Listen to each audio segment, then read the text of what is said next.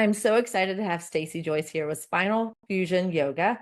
I interviewed you a couple years ago, and it helped me to understand so much more about scoliosis and some of the sort of our thought processes and regular, I would say conventional medicine about it. I remembered as a kid reading about a book about a kid with scoliosis. So I think about those extreme cases, but there's a whole spectrum of scoliosis and different causes of it. And even after medical school, I realized I didn't have a good understanding of how important it is to find exercises that support form and function that can help uh, prevent back pain down the road and improve quality of life. So I'm so excited that you're here. And I know since I last saw you that you have even more training to add to your expertise. And you are such a very niche specialty, really. Is like you're the only one I know like you. Honestly, I'm sure they're out there, but at We're least all in snowflakes, right?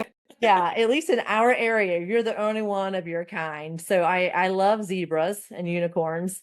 And so welcome, Stacey. Tell us about what you do, what inspires you. Tell me about your past, and I don't know. Looking forward to hearing more.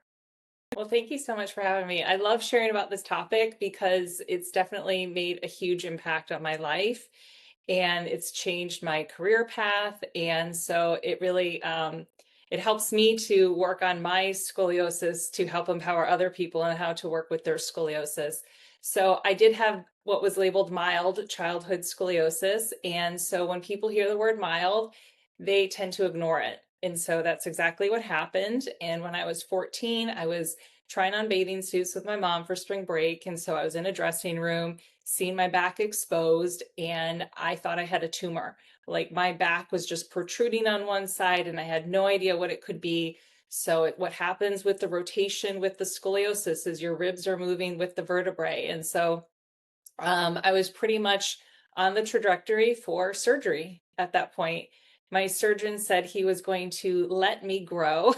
So he waited. And when I was 16, I was at the point where my major curve was about 80 degrees. I was in constant pain. My shoulders were so uneven. I didn't do a single thing for my scoliosis. It was just like, wait and see, get the x-rays, follow up, you're getting worse, you're getting worse. And then boom, I had a spinal fusion at 16 years old.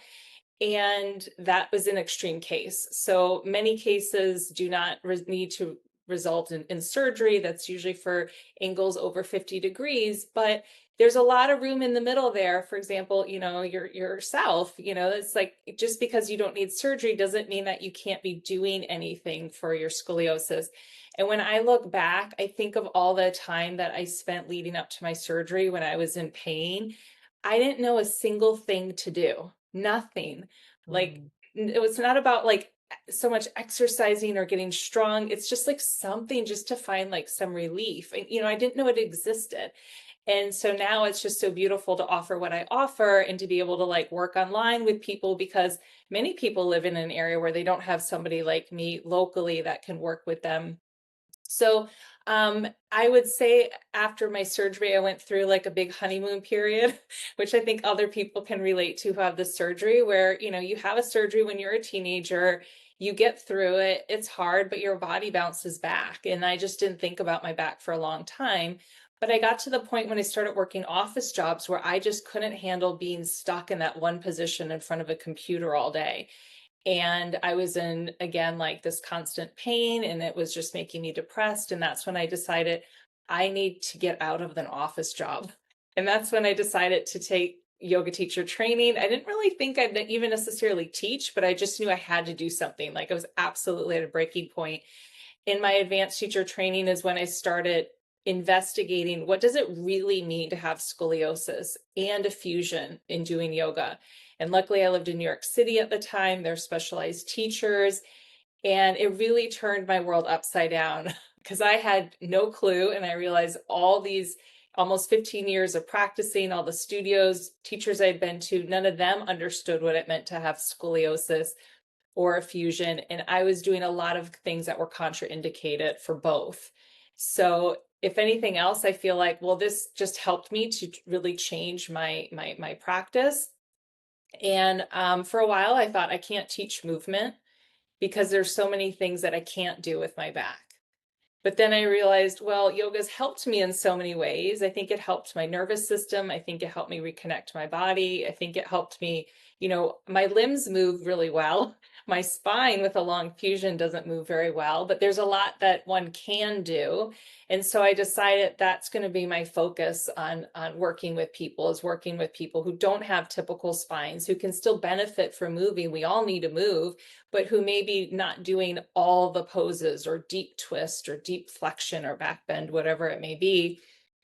And so I went and entered the path of really trying to teach people who were not your likely people to ever step into a yoga studio, that like yoga's for you, and so forth. And I taught yoga for scoliosis with spinal fusion, and a few years ago I was introduced to scolio Pilates.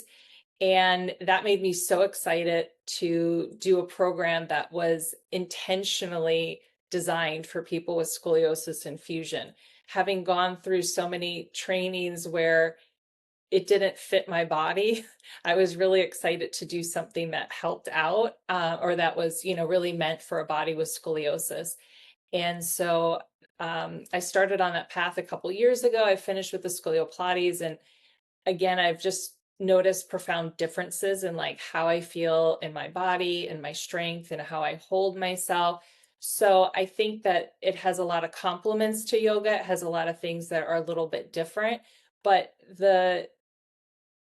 sort of like the joy and the mission, I feel like, of what I'm doing is to educate people and let people know that there's this huge in between area. The wait and see approach is so outdated. Like, we don't need to do that anymore. Like, we have access to information, we have access to programs. So if you're not a candidate for bracing and you're not a candidate for surgery, people are just told, oh, go to pain management. And that's not fair, because that's not going to help somebody live their best life, or that's not going to even work long term. And so there's this whole area where we could be encouraging people to do scoliosis-specific exercises to connect to their body. We all need to connect to our body in some way. And then learn how to, possibly correct your curve. With some people, it is possible. But if anything, learning how to improve your posture, get out of pain, just body awareness, learning how we're holding our body, that there's so many benefits to that. And so I think that it's kind of a slow process, getting word out there that, there are opportunities to do something for yourself, instead of the sense of like, oh, I have to go to a provider and they do something to me. Like, you're going to say like a chiropractor and they get the adjustment, or you go to get the massage and they give you the massage. Like, there's so many things that you can do every day for yourself, by yourself. Yeah. Yeah, I feel like my perfect world, I'd have Justin Dick at Clear Life Scoliosis and you like in the same building, or the same like sister business. That way he's working on, I guess are you familiar with him? Yes. Justin? Yeah. Yes. Anyway, he helped mine a lot, but it's kind of interesting. Like, I had frozen shoulders and I'd been to so many different chiropractors and no one picked mine up until he's a scoliosis specialist. And so he's like, oh, I was like 14 degrees. It wasn't terrible, but it's enough that it was created issues in my shoulders. And those are things like, so I was like maybe 48, 49 when I got diagnosed with scoliosis after years of back pain. I'm like, oh my gosh, like, what would be nice is like, if I could have known years ago, I probably could have prevented a lot of my shoulder issues. I think what you're offering could, if people could catch things early, then you could prevent even a lot of those outside the spine kind of side effects from a twisted spine. That's anything that's where your ribs are held down or in a different position is going to change even how your shoulders are. So it's like, what would you want to tell doctors or patients, I guess, because this is geared towards patients more. What would you want to tell patients of young children? And another little thing too, because he taught me this. He taught me this, and Dr. Crespo, he's a pediatric dentist. It's interesting. They found that kids with high palates tend to have straight C spines, and that combination tends to also lend towards scoliosis. So it's like so interesting. Now I'm picking these little different specialties And like, oh wow, we could do a lot of real prevention for scoliosis if we can catch them really early. So parents, again, like think about like if your kid's got a high palate, go to a specialist that's like an airway specialist, and they can check spine, and then spine people, if your C spine is straight, then the spine below it has to like adjust to an abnormal neck, a C spine. So what would you want to tell uh, parents from your perspective to look out for when they're younger, for prevention and all that? There's so many things to do. And I just want to recognize too that in doing what I do and in being in support groups, it's a lot of stress on parents. Like I can't imagine. And now that I'm a parent myself, and I think like, oh my gosh, to go through this with my own child, I can't believe what my parents went through. I know people who say, I can't believe my parents let me have surgery. That was so horrible. I know people who are like, I can't believe my parents didn't get me surgery. That was so horrible. And so, that like as a parent, it's like, it's not always black and white. And so, first of all, I just want to say, like, give yourself a little credit, go out there, but like, don't be shy and just talk to a lot of people and get feedback. But I think whenever it comes to anything health related, we have to take some time to um, build our knowledge about what it is that's going on and not just let it passively fall into the lap of, the pediatrician. Because what if they kind of think that their side view of sort of looking at your child in the Adams Forward full test that they're fine, but what if they were just getting through the day and not really spending time on it and they didn't check it? And so you can look at pictures online and see things to look for in your own kids, like are their shoulder blades level? Is one arm hanging lower than the other? Do they have what looks like a waist on one side of their body, but the other side there's not? Clothing is very telling. Is the waistband unlevel, habitually from one hip being higher than the other? Like these things are all indicative of scoliosis. And the same thing is in adults, because adult onset scoliosis is very prevalent as well. So I would say to be on a lookout, especially if there's like a family history for the scoliosis. And people I also talk to a lot, they remember being told so often when they were young, just stand up straight. Just stand up straight. Mhm. And when you have scoliosis, like you can't, or what somebody feels like is straight feels so crooked to you. So it's not being lazy. It's not being like slouchy or whatever. It's, you're really like not sure of where your body is in space. And somebody with scoliosis may feel like they're standing really straight and they look very crooked to somebody else. So we do need to learn like body awareness and feedback and learning tools in order to be able to think about correcting that posture over time. But I would say to definitely like get lots of opinions. If you don't feel like your provider is giving good attention to certain things, like switch, go to somebody else. Some doctors let things get to a point where it's sort of beyond the point of therapy, embracing, and so forth, and they never mention these things to the family. So I feel like the knowledge base is very there's a wide gap of knowledge in some of the providers out there, depending on where you live. And I mean, this has happened to all of us, is falling into the trap of going to like whatever's closest. And sometimes, and this is a case where I feel like inconvenience yourself if you need to go to a better provider. Maybe it's in a different city. I know some people who even travel like out of state to get a surgery done. Like taking the time to find the right provider is really important as well. I can say from my own training, again, like it was not, I did not have significant training in scoliosis. Like, I do the bend over test, and I mean, I test shoulders and hips, but I think it's because I'm more aware of it because I have it myself. And it's like funny. I would always have the dance teacher say, like, lower your shoulders, lower your shoulders. But it was like I was stuck in a position that brought my shoulders up, or yeah, there were different things I had that before I didn't realize what it was until after I got my diagnosis of it, which is again, mine's mild, thank God. But those things that like until you experience a lot of things that you just don't know what to look for. So I would say most doctors are not well trained in it. So if you're So yeah, I think parents, like, this is something you'll take into your own hands. I think is looking at that symmetry between the shoulders, the hips, and um, things look weird. Ask your doctor, say, hey, I really want you to pay attention to this. Like I would say, there's been times, definitely, especially when I was in regular medicine, seeing patients every 15 minutes or 10 or 15 minutes, that you're just rushing, you are rushing through because you have to. It's like most doctors are in survival mode, Yeah. honestly. So don't be shy, parents, to say, hey, I really want you to pay attention to uh, the spine and this, because I see something a little different. And I've had parents slow me down sometimes, and I'm thankful for it. Like, now, if you have a doctor who's not nice to you because you slow them down, that's definitely when I would say change your doctor. But please, please ask your doctor to really look at this, take you seriously. And that's where your doctors always should be in partnership with you anyway. Your doctor is not going to know everything. But yeah, it's like don't short yourself because, oh, let's go to the closest one. The convenience factor. I know Dr. Dick, he has people come from all over the country to come see him, and they'll do a 2-week intensive, uh and sometimes scoliosis can be helped with that, and sometimes it can't, and uh but yeah, I hear you on that. I just want to empower parents to really ask questions and not let it slide. It because sometimes it's just that they just don't know.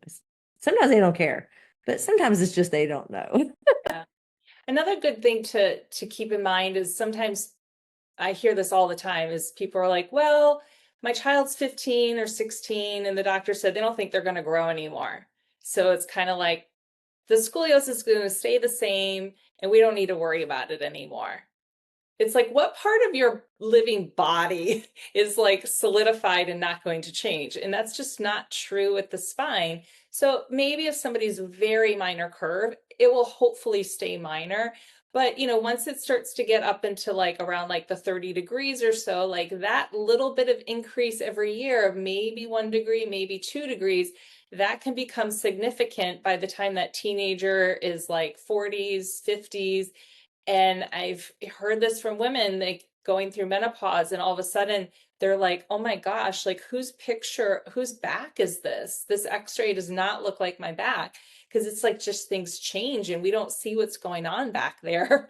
And most of us aren't wearing clothing that's necessarily going to be revealing. And if you have a low curve in your lumbar, it can pretty well, your body is very good at like using its smart senses to keep you upright and keep you looking level. And it's not obvious to most eyes that there's even scoliosis going on for some people. And also, there's people I've met recently, a woman with some curves over 90 degrees, major curves, she has no pain. And then you've talked about discomfort at a 14-degree curve, which is like barely over the threshold. So you also can't say, oh, well, my kid's curve is minor, and be dismissive because it may be causing pain. And so really dealing with different approaches like physical therapy or whatever kind of care it is, scoliosis-specific exercise, it's beneficial whether it's a minor curve or a major curve. Yeah, I agree with that. And I just want to also bring in what you had mentioned before about feeling like knowing where your body is in space. They actually, it turns out I also have hypermobile Ehlers-Danlos, and I that's actually increasing in prevalence too, which can allow your body to shift even more than your average person. And we're not really sure why. It's either improved diagnosis or increasing in prevalence. There's a lot more hypermobility. But it was interesting when they took a side photo of me. I was like, that's how I stand. I had no clue that's how I stood. And it's because sometimes you just get used to where your body is in space and you're not thinking about it. So what would you recommend for those people? Like I go to Congruency PT. She's a specialist in hypermobile PT. Obviously, like, this is now obviously when you know you've got scoliosis, I say your program is incredible, but people still trying to figure out, like, what is this? Is this trying in the diagnosis phase? Like, who would you recommend people go see? Like, who would be your go-to? Say, hey, to get your diagnosis, what person should they call? Mm, It's kind of hard to say because I've seen that some chiropractors, for example, could be an excellent resource. For example, you have Dr. Dick, people who are like very extensive in the knowledge, who will do a thorough assessment, x-rays, measure angles. But then I've seen other people, they might just go to a chiropractor and say, like, get a little x-ray of like just the lumbar spine, not the whole spine. So I would say it just across the board, going to an orthopedic surgeon, just go to a specialist because it's nice to not just get an image of your spine. You definitely don't just want a partial. You want to see the whole length of the spine, because just because your low back's bothering you and there's curve, there's likely some other things going on in other levels of your spine or your pelvis. But to have that measurement, to have that benchmark, to know like, oh, in 10, 15 years, if something's coming up in your back and you have another image taken, you could measure, has my back really changed, has it not? And so if we get these images done and there's nothing calculated on them, it's just not very helpful to know like if what you're doing in life or you're exercising are helping or they're not. Right. That makes total sense. Obviously, sometimes on holistic medicine, I move so far out of the mainstream that, yeah, it just makes sense to go to a spine surgeon in the first place. I think there's some hesitation on a lot of my holistic patients too, because they always worry about surgeons going straight to surgery and being rushing into things as well. So what has been your experience then with orthopedic? And I think mostly because most of my patients are so far outside the medical system. So what are some things that you would expect? What's a normal kind of um, like progression of experience with a spine surgeon when you have like if someone goes in to see a specialist for this? Like obviously it depends on how severe it is and all that, but what are some things to expect whenever you go to a surgeon that would, because what you said that your guy who was a specialist waited too late. So how are parents to like know like what's waiting too late, or what's if or how can they tell if someone's behind the times or really up to date, basically, I guess. Yeah, and it's kind of tricky. For example, I feel like I had my fusion at 16. I feel like that's a little bit late. I know many people who have it around 14 or so, and that's when I first noticed my back was I had a lot of rotation in my lumbar spine. However, at that point I didn't have pain. I was a candidate for surgery, and then I had the surgery when I had pain. So clearly in my mind, I'm like, I totally needed that surgery. I was in constant pain. However, I know people who are 14, they had that severe, and number wise, the scoliosis, they did not have the pain, and they regret that they had the surgery because in their minds, they're like, but I wasn't in pain. Now they were 14. If it was already severe enough to merit the surgery, I mean, would they be in pain if they waited 2 more years? So it's not that I think that he's necessarily wrong. And also when as soon as you do that surgery, you're not going to have that growth in your trunk. So there is some people who don't want to have the fusion done on, say, like a 12-year-old, like they want their body to be able to grow a little bit more. But then on the other hand, you're letting the curve worsen, which also shrinks your height as well. So I don't feel like there's too much of an easy answer. However, with the surgeons, I just learned by talking to people and finding surgeons who people really love. Mm, So, for example, in North Carolina, overwhelmingly, I hear so many good things about Dr. Hay. He's that's in good. Raleigh. Just going with people who, and if you hear his story, like he just seems like really passionate, like he really cares, not someone who's rushing you into surgery. And so that's why I mentioned earlier to not fall into the trap of just going to what's convenient because it's in your town, because this is a really big decision. If somebody's steering you in some of these regards to doing an intervention or not doing something, and you don't want to look back and think, oh, those years, I can't go back in time and redo them. So to be inconvenienced, and yeah, maybe you live in the Charlotte area and maybe you're driving to Raleigh for a number of appointments or months, but I think that that's worthwhile.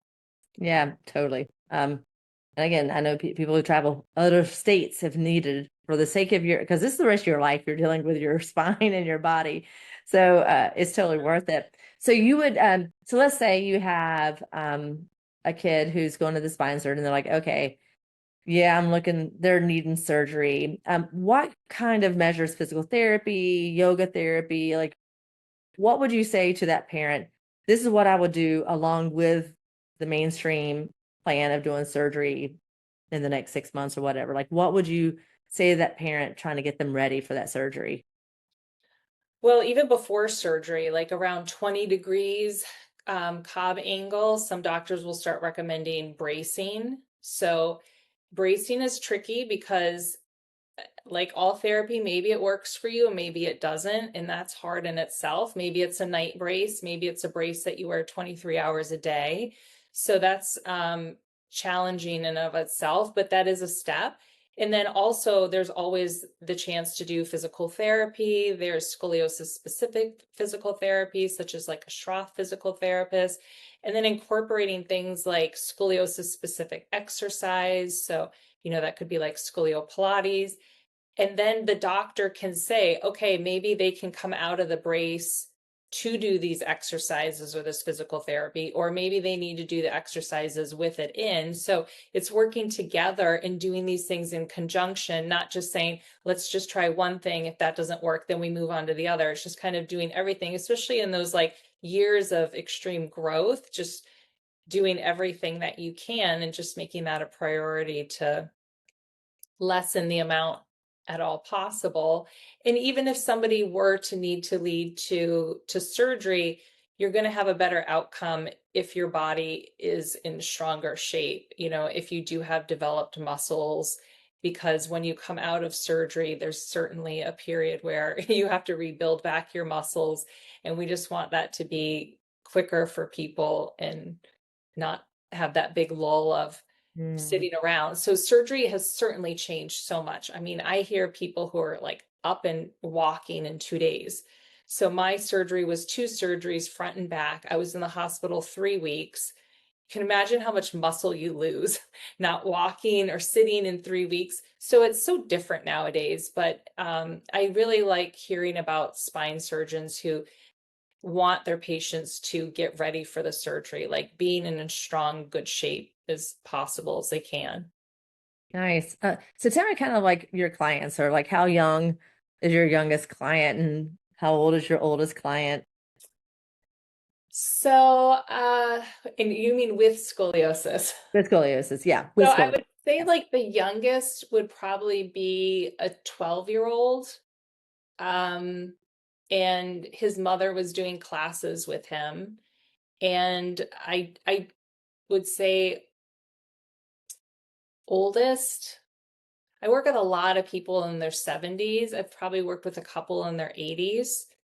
Um, so yeah, I would Nice. say like, around like young 80s, but I definitely work with a lot of people in their 70s. And I find that I do talk to many women who are, say, 30s, 40s, and they say my scoliosis has gotten worse. After pregnancy, it tends to change, and they want to do something about it. They're feeling Mhm. comfortable, but their lives are too busy.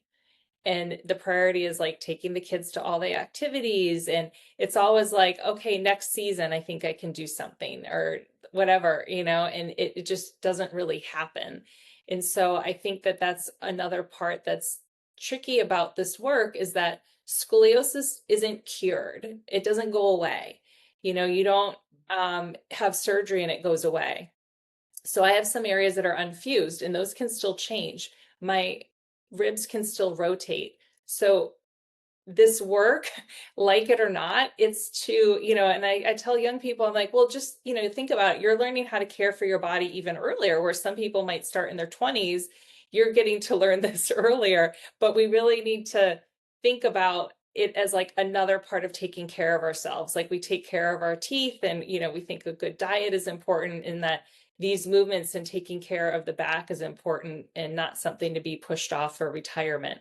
So I do work with some people and they're like, hey, I retired 2 days ago. Like they're just like waiting to retire to like make the time to work on this. And I understand that sentiment that people feel like everything is overwhelming when it's new, but then ultimately getting to the point where it could be 2 15-minute sessions of the day that you're doing something that makes your body and your mind feel better and more at ease. So it's really going to be a win-win for your back and just like your mental state. Yeah, actually, I hear you say that about I had my first symptom of back pain where the scoliosis is when after my second pregnancy. And it wasn't diagnosed until years later because who had the time with babies at home, right? And Mhm. like, it was just a little something then, and it got way worse during perimenopause. As you talked about the effect of hormones and pregnancy on it, I am that person who blew it off and ended up way worse pain years later, wishing I had done something about it. So moms out there, like, don't wait because it is not worth it. Uh, Thankfully, I'm doing better now with the exercises that I've learned. And but yeah, I do. The hormones in pregnancy are a very common thing. And you think about puberty with the younger children, it just that's the a big hit. And again, for those hypermobile patients, which are more common than what I realized in my own training, is that that's also affected by mold exposure and hormone shifts. Like all that gets worse too during those. So that's just something to keep that in mind with everyone who is when you're looking at your kid. Again, not thinking about maybe it's mild and maybe it is not worth waiting until you have problems. Yes. And we bring our son to Dr. Crespo as well, and because he's a holistic dentist, and I've heard people say like my child doesn't need a holistic dentist, like their mouth is fine. But like you said, there's so much more to it. It's like when we don't understand someone's job, we think it's simplistic.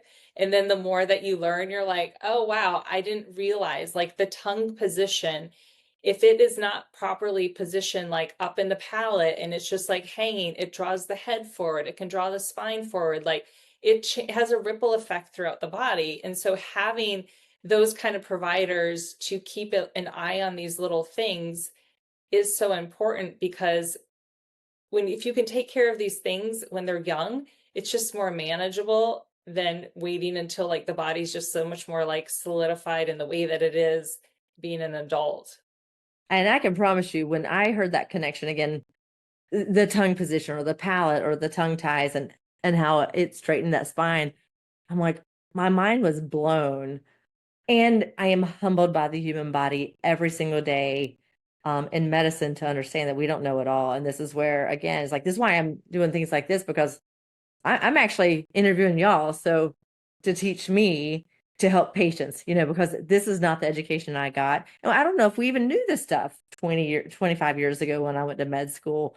But some of these people did. And just, I want this to get out everywhere for If people. we take a step even earlier, looking at tongue and lip ties, which are very undiagnosed, that is going to lead to malpositioning of the tongue and all these things. So it's like having that, whether people do like a doula or a midwife or the pediatrician or something like that, even early on.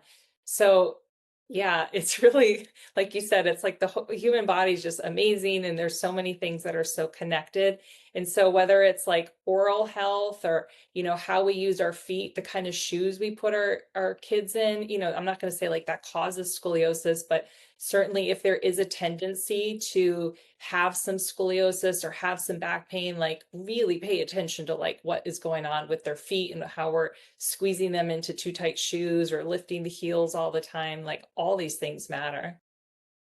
My middle child, she has some scoliosis. And so she had tongue tie, which I did not, she's just now dealing with at 16, the poor thing. Like I had to learn all this stuff.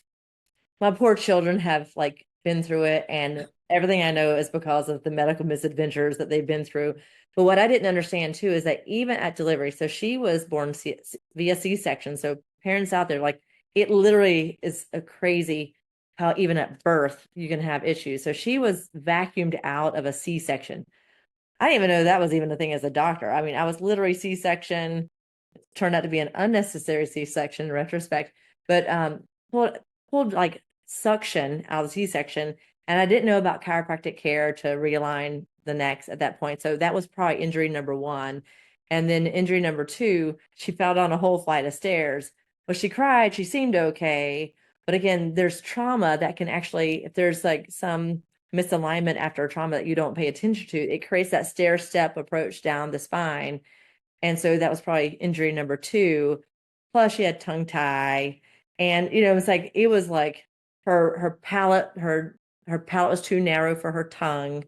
And then all the things that made her neck go forward she had all the way down that had I known then, and this is really why I want parents to learn, I would definitely go see a good chiropractor for that's well trained for infants or craniosacral therapy or all the things there for babies to make sure after birth, after any traumatic delivery, that they get realigned. And I know a lot of people out there don't believe in that kind of thing, but I can say my holistic parents can tell you differences that they saw before and after, ability to feed, eat, calmness of the nervous system, like all that mattered. And so I wish I would have known I would have done that after the fall. I would have addressed potential head trauma and, again, the alignment of the neck. She fell down an entire flight of stairs. She looked all right. I'm like, okay, I kissed her. My son fell downstairs. It's something that little ones do, and it's stressful. And my son was colicky, and I didn't know at the time, like I wish I brought him to a chiropractor. I avoided the car because that was just like the worst. It's just like you get into survival mode and you're just getting through the day. And to think about going out and researching new practitioners, I mean, it is so important to give out this information. So back in, unfortunately, the organization doesn't exist, but there used to be a Holistic Moms Network. I don't know. Mm. I think there was a chapter in Charlotte, but unfortunately, after COVID, a lot of these chapters closed, and now the organization doesn't exist. But it was bringing together moms in local communities, and there had to be one monthly event that was educational. So it might be bringing in somebody to educate, like a Dr. Crespo, on a subject, because people want to know these things. They want to do best for their kids. They would love to be preventative instead of reacting years down the road to whatever, like the cavities and all these things. But people just don't know, and we're so bombarded with information, but it's not useful information, you know. Yeah. No, yeah. Again, this is exactly my purpose. I'm right now I'm interviewing people I wish I knew about when my own kids were younger. So and you are right there, you know, one I wish I knew like before, or this whole connection. I could have saved my middle child so much anguish and pain. Really, she's still in the middle of it. Like I can only do one thing at a time with a 16-year-old. I can barely. She's a great soccer player, so like she just pushes through like nothing's happening until summer anyway with her. But just knowing that, like even for you, I was like, she would love to do some yoga with you, and she loves yoga anyway. And so Okay. I'll tell her about you, and that way it might be that we can help her neck and back pain with that because I can't get her if we could do it by video, that's the thing is like getting a 16-year-old anywhere that you actually want them to be is another story. Those are other issues that parents have too with teenagers and compliance and things like that we all have to deal with. But yeah, is there anything else that you'd want parents to know about you or what you have to offer or anything that you wish that you knew as a parent? One thing I do see that comes up often. So my surgery was a long time ago. It was in 1994. So at the time, I didn't have a cell phone. It was just totally different. I wasn't in the hospital taking pictures of myself, putting on social media, any of that. So when people are looking for advice, are like, what do I buy? And this or that. I'm like, I'm sure there's plenty of people out there that are giving you great Amazon lists and so forth. But one thing I don't think that comes up is like the emotional support needed. And so whether it's like just bracing, even being diagnosed, definitely going through surgery, I didn't know anybody who was going through this. And I remember just kind of seeing out of the corner of my eye a couple girls here and there. I grew up in Chapel Hill who are also going to UNC hospital, seeing the same doctor. But we never like sat down and were like, what's your name? And I didn't have anybody to talk to. And that just feels so isolating, especially to be a teenager or a tween and you're diagnosed with something and nobody wants to share that. It just feels like this is what older people are supposed to deal with. Like I'm young, like I'm supposed to be healthy. And I would just say that it's so important to find there's a lot of support groups out there.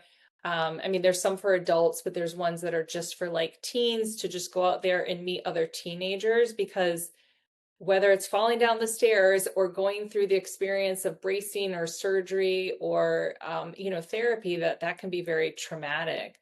In some people it's not, and for some other people it is. And I would say that, like, I think that that's part of what led me 2 years after my fusion to starting yoga, was that sense of just anxiety and not connection to my body, of like having something that just made me feel grounded. So I would just say that that's an important part too. And most kids, like you mentioned with your 16-year-old, they're probably not going to want to sit and talk with mom and dad necessarily about what they're thinking. So let it be somebody else, it doesn't have to be you. Yeah, that's a great idea. So what are the best ways for people to get in touch with you? What does it look like if they're like, oh yeah, this sounds like a great place to stabilize their own pain versus their children? So I work with people in person. I also work online. So I have people who've done like classes, programs, privates who live in other countries. So I would say no matter where you are, I don't expect you to travel to me, even though I say like go for the best provider. So my website is spinalfusionyoga.com. You can connect with me through there. Instagram, I try to post a lot of like new classes, events, things like that. My handle is scoliosis-fusion. So reach out. I mean, sometimes people just want to have a conversation and just talk about like themselves, where they are, see what's a good fit. I do private one-on-ones. I also do a couple like different group offerings. So if somebody is more interested in yoga or maybe the Pilates, I can help guide them into what it is that they want to do. Well, I'm so excited for all the people that have the opportunity to benefit from you, and hopefully that parents of younger children are like, oh yeah, my kid did have a traumatic birth, or or my child does have tongue tie and like they're snoring at night and they're open mouth, things to think about seeing airway dentist, and those things can actually really maybe prevent scoliosis in some kids. Like think about prevention, right? I really have to believe that there's ways of even preventing it from the very beginning, thinking about structure and function. Oh, and one other thing I want to tell parents too is that the fascia that's in your tongue tie is connected to the same sheet of fascia that goes to the bottom of your feet. Like that's what some of the people also don't realize, how powerful is the fascial system in the human body, that can create its own pain syndromes. That most people don't say it's not just the muscle or the spine, it's your fascial, myofascial pain. And I've had some people who have like they've gotten their tongue tie released as adults and some of their pain gets relieved too. It's just mind blowing how many aspects of the human body that again we weren't trained on a regular basis, and how yoga is one of those ways that you can actually work with fascia within yoga to really work with that too. Most people don't even understand like, oh, with yoga you can have emotional releases even when people start working on your hips and things. So I was like, oh, the fascia is a fascinating part of the human body. I'm still thinking about tongue ties all the way down and how it's going to be shifted in scoliosis too, and have tension points that uh, a straight spine would not. So anyway, it's just so much, and so happy to have you in our community, and thankful to you that again, and thank God for the internet that you're accessible to people all over the world. That's incredible that you have people from all over the world, and that we have you in our backyard. So we're very lucky. Yeah, I appreciate it. And yeah, I just feel like once we really understand our scoliosis, because yours is so different than mine than anybody else, and we understand like where is my body wanting to pull, where is it wanting to collapse, and just learning like, well, these are the ways that my body wants to go, so I'm going to learn how to counter it. There's a sense of empowerment in there. And so that's always like a big step. It's not just throwing you into a bunch of exercises. It's like, well, what makes sense for your body, learning about that. And I feel like once we understand the scoliosis, we don't feel so at odds with our body. We're like, okay, this hip wants to go forward. No, I'm going to tell it it's not going to go forward. It's like you have the power to make some of these changes in your body. So it's good to just give yourself time to educate and get into it in time. Oh, I love ending on that right there. It is about empowerment, and that's yeah, exactly the helpless feeling that a lot of parents have. Like this, it doesn't have to be hopeless or like without hope. And so thank you again for that extra perspective before we check out. So thank you so much, Stacey. Thank you, Dr. Benton. This was Thank you. wonderful. Bye. All right. Stop recording.